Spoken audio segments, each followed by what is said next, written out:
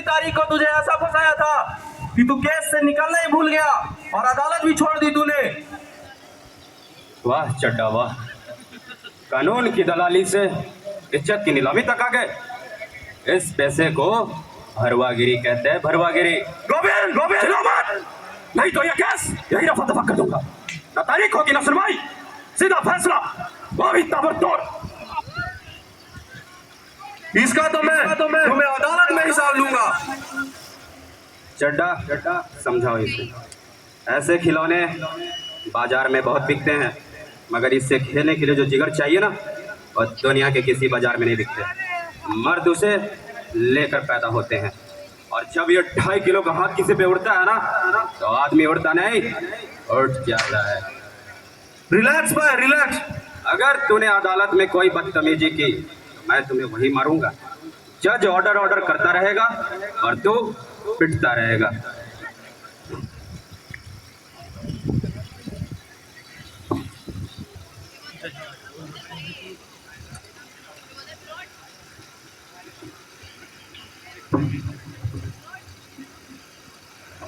Milord, Damini निहायती चालाक किस्म की लड़की है। ये गरीब पैदा जरूर हुई है, पर इसने हमेशा अमीरों का ख्वाब देखे है मिलोड। इसलिए ये शेखा जैसे भोले वाले लड़कों को अपने प्यार के जाल में फंसाया। मिलोड, दरअसल इसकी नजर गुप्ता खानदान की तिजोरी पर थी।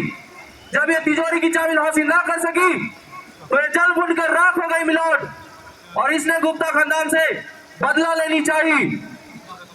और इसी का फायदा उठाकर गुप्ता खानदान के दुश्मनों ने दामिनी को खरीद लिया और एक बहुत बड़ी साजिश रची गई मिलोड। जो बलात्कार बाजार में हुआ उसे इन्होंने गुप्ता खानदान के घर में दिखानी चाहिए। मिलोड, आपसे दरख्वास्त है कि ऐसी लड़की को कड़ी से कड़ी सजा दी जाए ताकि औरत जात को एक सबक मिल सके। मिलोड मिलोड, चड्डा साहब ने मुझे जरा कंफ्यूज सा कर दिया।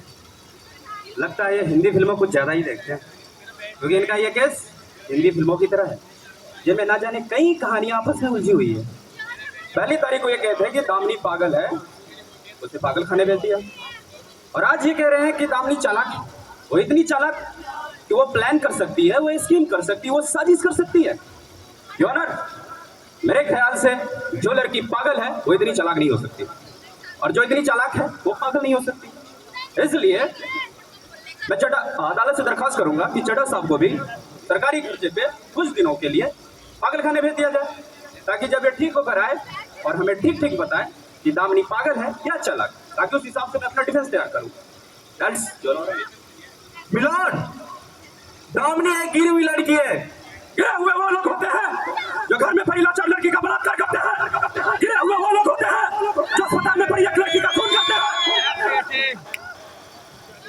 और मैं अपने गवाह पेश कर चुका हूँ मिलोड, और मैं उन्हीं कुछ गवाहों से सवाल करने की इजाजत चाहूंगा मिलोड। इजाजत है। मिलोड, मेरे सबसे पहले गवाह इंस्पेक्टर कदम, मैं उन्हें बुलाने की इजाजत चाहूंगा। इजाजत है।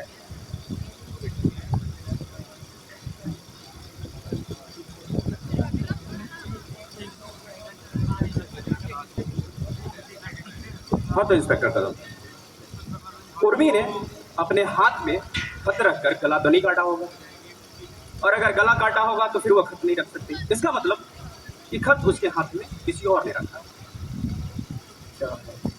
लड़ ये चमा बाबा की कुछ भाषा को समझ में आती है थोड़ी। जो ना सबसे बड़ी बात यह है कि उर्मी को लिखना नहीं आता था। उसके राशन कार्ड पे उसके अंगूठे नहीं, उसके निशान नहीं थे, उसके अंगूठे थे।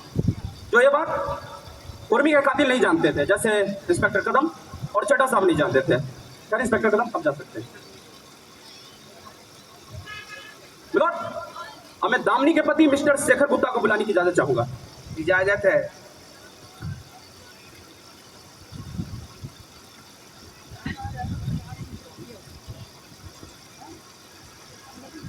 फादर शेखर बाबू, ये बताइए, क्या आप अपनी पत्नी से प्यार करते हैं?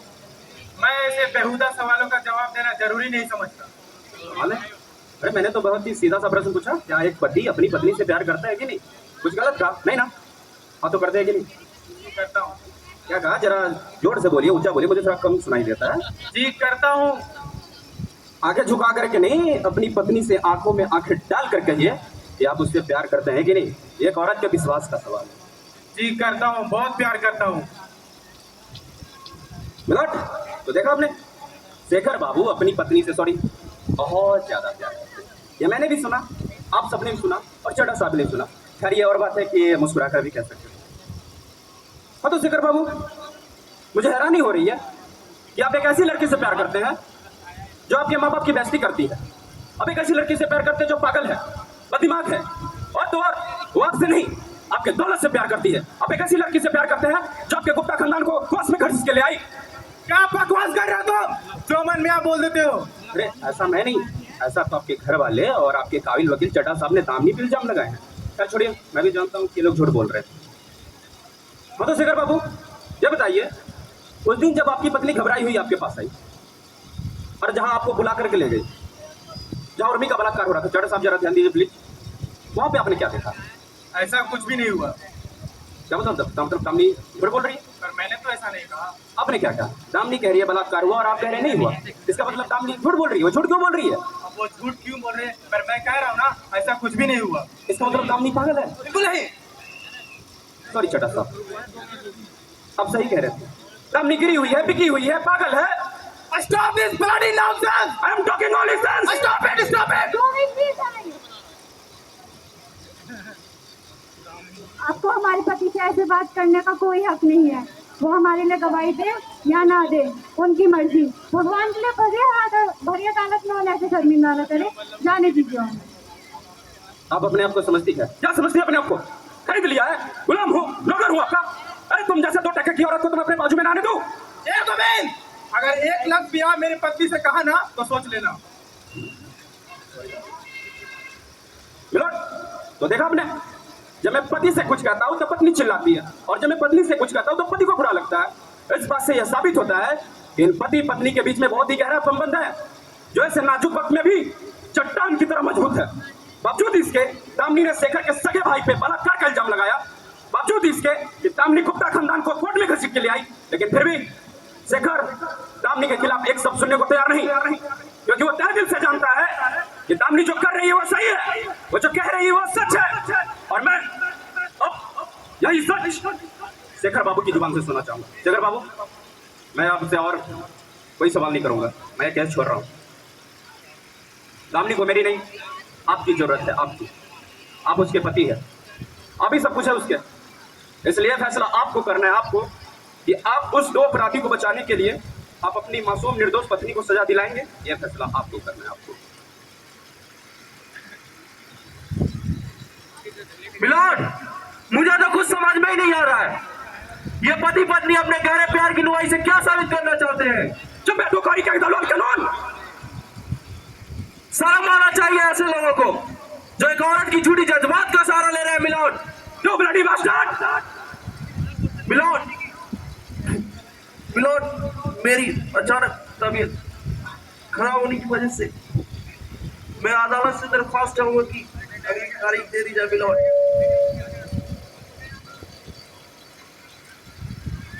चड्ढा की अचानक तबियत खराब होने की वजह से आज की कार्रवाई यहाँ तक स्थगित की जाती है। आगे की सुनवाई अगले दिनांक में मुकर्रर की जाएगी।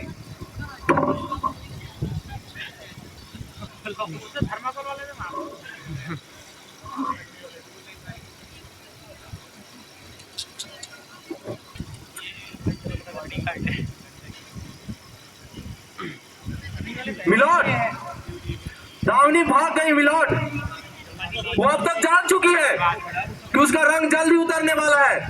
वो अदालत छोड़ के भाग गई। मिलोड, अब तो हमें उस दिन का इंतजार करना चाहिए जब उसे पुलिस पकड़ के लाएगी, तभी उसका फैसला होगा। मिलोड, और मैं अदालत से दरख्वास्त चाहूंगा कि अगली तारीख दे दी जाए। मिलोड, नहीं मिलोट, मुझे पूरा यकीन है कि दामनी को यहाँ आने से कोई रोक रहा है। मिलोट, दामनी जरूर आएगी, जरूर आएगी। कईयों की दुआएं उसके साथ है, हम सबकी उम्मीदें उसके साथ जुड़ी हुई है। मिलोट, वो जरूर आएंगी। मिलोड, इंतजार की भी अब हद हो गई, अगली तारीख दे ही दीजिए। मिलोड,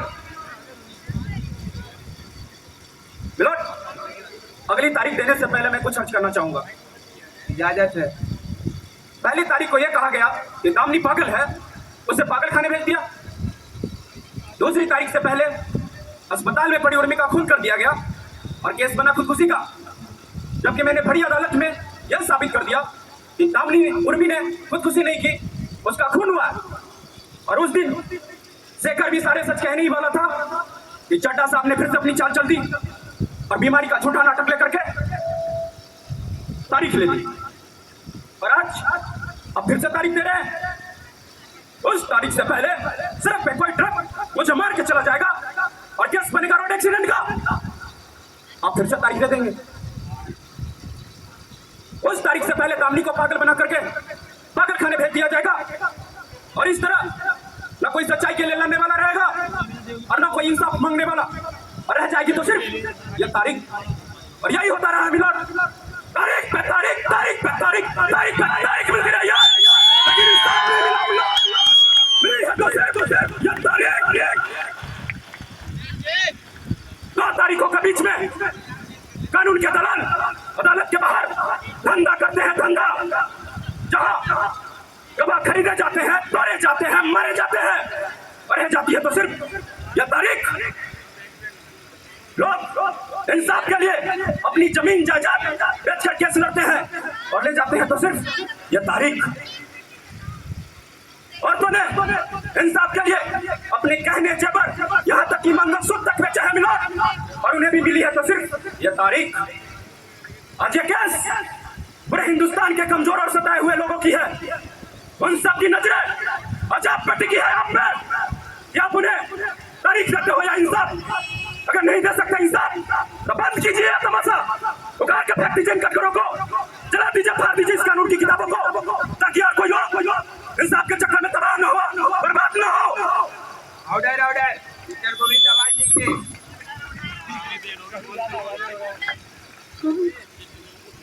वो लोग मुझे मारने की कोशिश कर रहे थे, बहुत मुश्किल से जान बचा कर आई हूँ। दामिनी तुम ठीक तो हो ना? हाँ ठीक हूँ। लौट, मेरा अंदाजा बिल्कुल सही निकला। दामिनी को जान से मारने की कोशिश की गई थी। अब अदालत खुद समझ सकती है कि दामिनी की मौत से कैसे फायदा हो सकता है। मिलोड, बड़ा गुप्ता और कदम ऐसा क्यों करेंगे milord? Point of noted milord, मैंने किसी का नाम नहीं लिया। चड्ढा साहब ने कदम का नाम लेकर यह साबित कर दिया कि इस केस में इंस्पेक्टर कदम भी शामिल है। मिलोड, हमें दामिनी के पति मिस्टर शेखर गुप्ता को बुलाने की इजाजत चाहूंगा। इजाजत है। मिलोड, वो भाग गया बेचारा। जिसकी पत्नी ऐसी पागल हो वो क्या ही मुंह दिखाएगा, भाग गया वो। नहीं मिलोड, मुझे पूरा यकीन है कि शेखर दामिनी को इस हालात में छोड़ के कहीं नहीं जाएगा। या तो उसे कहीं बंद कर रखा हो या फिर गुप्ता खानदान की झूठी इज्जत बचाने के चक्कर में उसकी बलि चढ़ा दी गई होगी। मिलोड, एक बाप अपने बेटे को क्यों मारना चाहेगा मिलोड? क्यों नहीं, जब अपनी बेटी से हम बहू पे जानलेवा हमला कर सकते हैं। नहीं चाहिए इंसाफ, नहीं चाहिए। दामिनी संभालो अपने आप को, हमें इंसाफ मिलेगा, सच्चाई की जीत होगी। गोविंद जी मुझे बोलने दीजिए, मुझे बोलने दीजिए। बहुत सुना, बहुत देखा, उर्मी के बलात्कार को इन लोगों ने धंधा बनाया है, धंधा। उर्मी की बर्बादी को इन्होंने पैसे कमाने का एक जरिया बनाया है। अरे कितनों से भी बदतर है ये लोग जो जिंदा इंसानों को नोच खाते हैं। ढोंगी है, बड़े भी है, सबके सब। अरे मंदिर में जहाँ देवी की मूर्तियों को रेशमी कपड़े पहनाते हैं, वही दूसरी ओर औरतों के कपड़े उतारते हैं। नहीं करना मुझे इन लोगों के बीच कुछ साबित, कुछ नहीं करना। अरे उर्मी के बलात्कार को होते हुए क्या देख लिया, उसे इंसाफ दिलाने क्या चली मैं। हर गली हर नुक्कड़ पे उसका बलात्कार हुआ, बार बार बलात्कार हुआ। नहीं बाबा नहीं, अब तो उसकी आत्मा को शांति से रहने दो। जज साहब मैं केस वापस लेती हूँ। शायद मैं पागल ही थी, नहीं शायद मैं पागल ही हूँ। आप मुझे वहीं भेज दीजिए जज साहब, मेरी वहीं सही जगह है।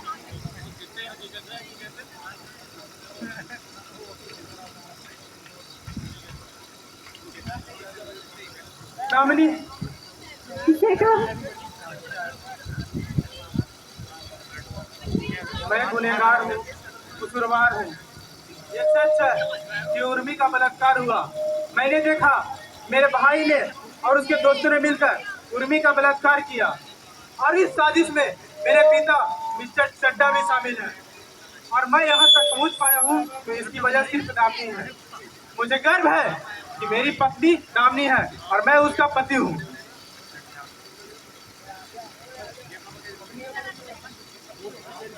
सारे सबूतों और गवाहों के मद्देनजर रखते हुए अदालत इस नतीजे पे पहुंची है कि आकाश और जितेश उर्मी के बलात्कारी है। इन दोनों को धारा 376D के अनुसार अदालत इन दोनों को फांसी की सजा सुनाती है और मिस्टर कदम और मिस्टर चड्डा को घूस लेने और अपराधी को छुपाने के जुर्म में इन दोनों के 7 साल की सजा सुनाती है। अरे कलम तो तोड़, फांसी की सजा सुना दी है।